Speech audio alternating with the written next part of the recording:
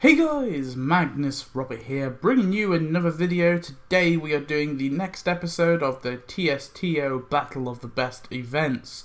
So, today we are versing Gamer Games the sequel against Treehouse Horror XXVIII. And if anyone doesn't know, this is the Halloween from 2017, aka it was nicknamed the Magic event. So it was the Halloween that was mainly based on, magic. That was the theme. So, of course, there was 5 categories that we verse each event on. So they will go head-to-head against structure and theme. Then we do characters, costumes, NPCs versus each other.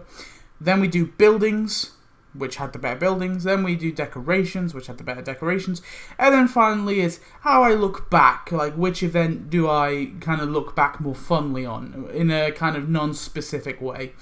So, let's get on. We'll start with the first point, which is structure and theme. So, starting off with the Treehouse of Horror 2017. Of course, this one was the Magic event. So, I think in terms of theme, this was a very strong theme. I think that this update is not perfect. I think this update in many ways was kind of bad. But the one thing I will not fault the update for is theme. I think the update really hammered home the theme well. I just don't particularly think the theme was very good. Regardless though, you gotta give it that. It has a solid theme that ties all the items together very well. In terms of the structure, of course, it was your standard standard major event 3-act structure type deal. So there was, of course, 3 acts, and you had to unlock each individual item through the different acts.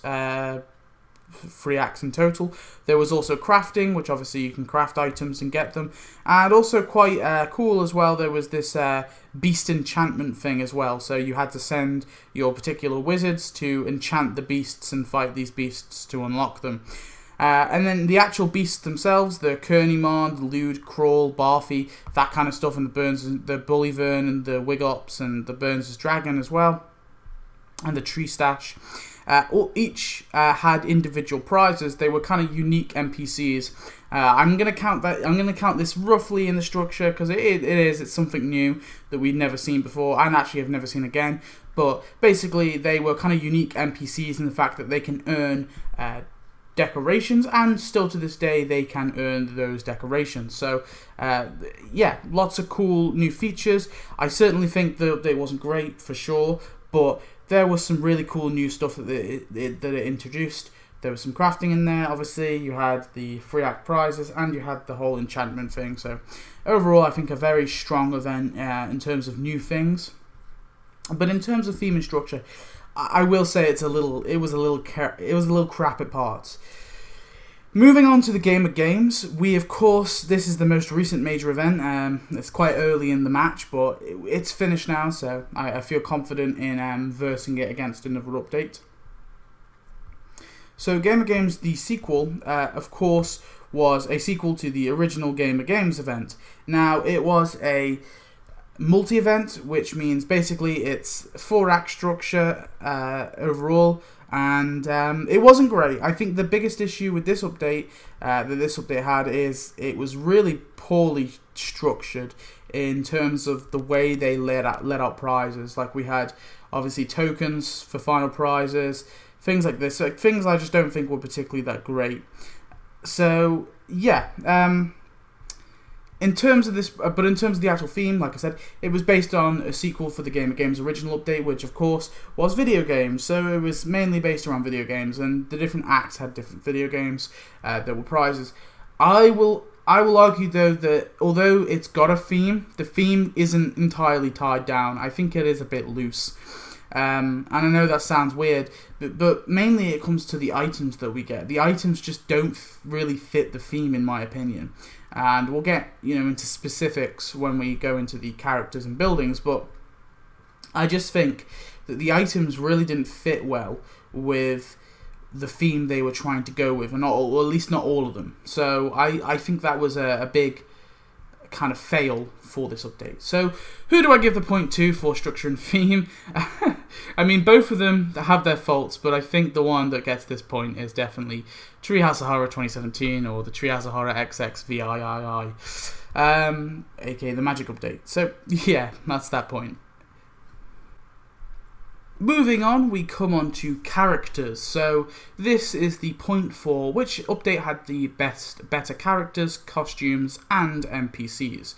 So starting off with the Treehouse of Horror 2017, we have characters such as the Kernimon, Bullivern, Lude, Lord Montimore.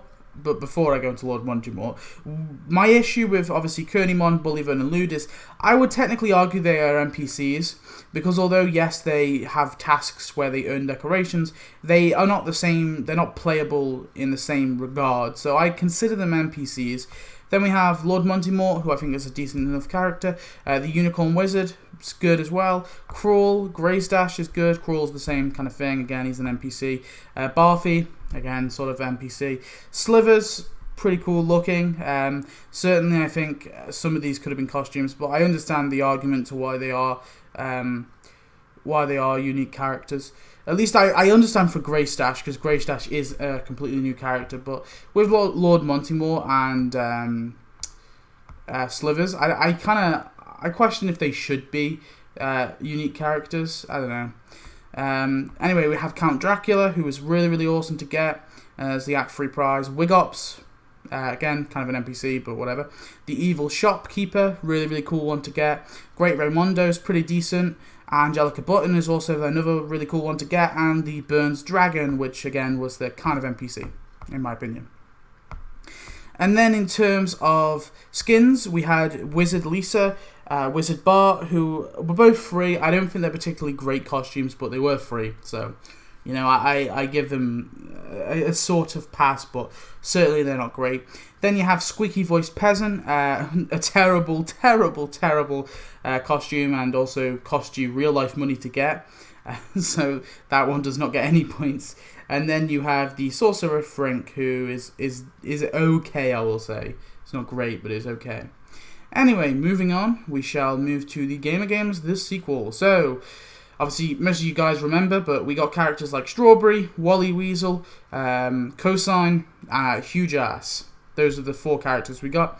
And then costumes, we got the Game Master, which is a terrible costume, Pirate Nelson, which is a kind of meh costume, Cleric Marge, and Lady Millhouse, which I will say are good. So, in terms of Gamer Game stuff, I would say that all 4 characters that we got were decent for sure, but certainly there was 2 bad costumes and 2 decent costumes. Well, I would say the Pirate Nelson's meh for me. It doesn't look great, but it's got some cool animations at least. But certainly I would say that in terms of like actual good stuff, there's only 2 good costumes and 4 good characters. So yeah, I think this is a bit of a doozy. Although I'm gonna give the point. So I'm gonna give the point to the Magic event, of course. Although there is some kind of cruddy characters, I think the Kernimon, Bullivern, Lude, Crawl, Barfy, Wigops, and the Burns Dragon are all kind of They look awesome, but the biggest issue is they don't actually. I think in some regards they're a bit expensive, and they don't actually earn you. They can't do tasks. They can only earn you decorations, and it's the same decorations. It's not like you get anything unique from it. It's always the same 4 or the same 3 decorations that you can unlock. So I think although that's a cool feature, I certainly think that it's not great. It's not amazing. But I think what this update does benefit from is it also adds some really, really decent characters. So Lord Montimore, I would say, is decent. Unicorn Wizard is pretty cool. Greystash, Slivers, Count Dracula, the Evil Shopkeeper, Great Raimondo. I certainly would say Gamer Games the sequel adding Cosine and Strawberry and Wally Weasel and Huge Ass. Those are great, and even Cleric Marge is great. I just think Treehouse Horror just about wins it. And actually, I will say this point is fairly close, for sure. It's fairly close. It's not like it's obliterated it completely.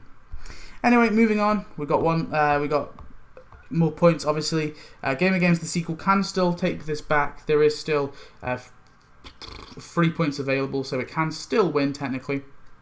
Moving on. So we'll go to buildings. So starting off with the Treehouse of Horror.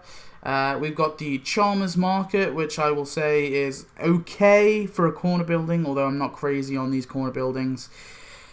Magic Academy, which is okay. Magic Tower, which is pretty good. Ye Olde Magic Shop, which is pretty decent. Elf Hotel, it's decent enough. The Walking Quickie Mart, which is pretty cool, but I will argue it's difficult to decorate. The Department of Magical Vehicles, again pretty decent. Magic Palace, which is decent. The Black Magic Hall, which is it's okay. Bit gloomy looking, but decent enough. Mess Hall, which is okay. The Fantastical Beastarium, which is okay. The Great Raimondo's Home, which I actually really like. I think he's got a really cool looking home. And the Magic Academy Library, which is okay. I think the issue I have with a lot of these buildings is some of them look very similar to each other. And they're all this kind of gloomy, almost fantasy kind of gloomy colour, and I understand that is the reason. Obviously they come from the show and that's the theme, but still, after the update there gets to a point where it's harder to decorate these things. But I certainly think Magic Palace, Great Raimondo's Home are two of the best ones, and actually the Magic Tower, I like these. I like the slimness of it. It's really easy to decorate. So yeah, three really good decent buildings, and the rest I would say were kind of meh to bad. I would say that honestly the worst for me was the Walking Quickie Mart, just because I found it incredibly difficult to decorate. Anyway, moving on to the Game Games the sequel. So what buildings did we get here? Not many. So we got the Captain Blitz Zapateria, which was pretty decent. Bart's Moon Mansion, really cool looking. Toys Were Us, which is another great one. Broken Dreams Storage Lockers, really great building. Springfield Multicultural Centre, I really love that one as well. And the Palm Springfield Resort, another really decent one. And so I'm going to do something very controversial here, and I feel like people are going to disagree with me, but in terms of like buildings that I will really enjoy in my town after these updates, and although the Magic update certainly had a larger quantity of buildings, I think I would get more enjoyment, like aesthetic enjoyment, I guess, out of the Game Games the sequel buildings, because they're all really good. So I'm giving it to Game Games the sequel. And I want to say, at first I was going to give the character point to that, but I thought the buildings, yeah. Moving on. I know people are going to hate me for that, but we'll move on. Anyway, for the Treehouse of Horror 2017, the decorations, moving on to decorations of course, we've got the Kernymon's Alley, the Bullyvern's Cave, the Magic Academy Ruins, and Lude's Bar. I hate all four of these. I'm going to be straight outright, I hate them. Apart from maybe the Bullyvern's Cave, but the other three are just interiors and they really annoy me. I guess Lude's Bar is somewhat easy to decorate, but the other, and to a degree the Magic Academy Ruins, I guess, but the Kernymon's Alley I just hate. Royal Mypod, which is decent. The Fairy Fields I like. Music Automaton, which is okay. Crawl's Bar, again, it's fair. It's easy enough to decorate, but it's still a little annoying. Sofa Clock of Sandy Doom, the Giant Crystal Ball, both decent. Barfy's Bar, which is literally just an interior and also just a copy of the other bars. The Skinner Box Kite, Skull Flag, Nerd Gold, Wedgie Skeleton, Chase Lounge, Dance Platform, Mead Crates, Beast Toilet, Old TV, Beast Crib, Bonsai Beings, Magic Academy Castle Wall, the Dormitory Tower, Magic Academy Castle Gate, Corridor, Magical Essence Sucker, Magical Academy Courtyard, Cat Bus, all of them to a degree, apart from maybe the Cat Bus because it's kind of weird looking. All of these I really love. They're all great, especially the crib and the TV and stuff like that. It just gives you more variety of stuff to decorate with. Anyway, moving on. Wig Up Station, which I don't like. Lard Lad Donut, which I think is pretty cool, although I only want there to be one of them. but then that's more just my preference, I guess. Weapons rack, which is pretty cool. Crushed car, looks awesome. Famous milk cans, it's pretty funny. Burns dragon pile of treasure, the elephant statue, treasure chest, and the Burns dragon statue, which are all pretty decent in their own right as well. So a lot of decorations, some of them a bit crappy, but for the most, there is a lot of them, so you're getting a large variety. And then we move on to Game of Games, the sequel. So we got the Dragon Tennis Ball Shooter, which I think is the Papa the Dubstepper, which I think is badly scaled. The Arcade Cabinet, which I hate. The League Cavello Standy, which is pretty decent. Space Simulator I like. Shower Computer is a bit stupid and hard to decorate, but not terrible. Crowd of Cosplayers, I hate crowds. Frinkatix 7, I really love this decoration. I think it's actually a really decent decoration. Arcade Cabinet Walls, I hate. And Malleable Stacy Car, which it's okay. It's fine. But it's just no competition. The Treehouse of Horror XXVIII just has so many more decorations. It thrashes Game of Games the sequel.